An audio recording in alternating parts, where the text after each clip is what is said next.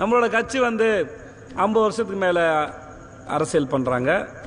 ஆனால் இத்தனை வருஷமாக எதுவுமே மாறல. கட்சியோ, கட்சியோட கொடியோ, கட்சியோட சின்னமோ, நம்மளோட வாழ்க்கையோ இது எதுவுமே மாறல.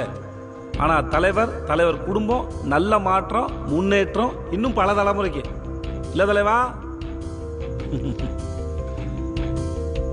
30 வருஷம் இல்லை, இன்னும் 300 வருஷம் ஆனாலும் இங்கே எதுவுமே மாற போகிறதில்ல. நம்மளை மாறும் விட மாட்டாங்க. நம்மகிட்ட மாற்றம் வராமல் நம்மளை பத்திரமா அப்படியே பார்த்துப்பாங்க. நம்ம எதிர்பார்க்குற அரசியல் இவங்களுக்கு புரியாது. ஆனால் இவங்க நடத்துகிற அரசியல் என்னன்னா, ஜாதி கட்சி தலைவர் 2 பேரோட சிலையை திறந்து ஜாதியை காப்பாற்றுவது, நம்ம ஏரியாவில் இருக்கிற ஒரு தெருவுக்கு அவங்க கட்சியோட தலைவரோட பேரை வைக்கிறது, அப்படியே நம்ம தலையில் மிளகா அரைக்கிறது, 5 வருஷங்களோட ஓட்டு கேட்கறது.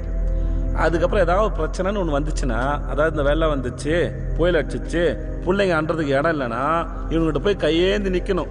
ஐயா ஏதாவது பண்ணுங்க ஐயா, பிள்ளைங்களாம் நடு ரோட்டில் நிற்கிதேன்னு. எல்லாம் கர்ண பரம்பரை இல்லை. ஏதோ அவங்க அப்பா வீட்டு காசு எடுத்து நம்ம கையில் கொடுக்குற மாதிரி, நம்ம அரிசியும் பருப்பும் வாங்கும்போது கட்டின வரி பணத்தில் அவனுங்க வாரி சுட்டிக்கினது போக மிச்சம் இருக்கிற பணத்தை நம்மளுக்கு கொடுப்பானு. அதுவும் எலும்பு துண்டு மாதிரி.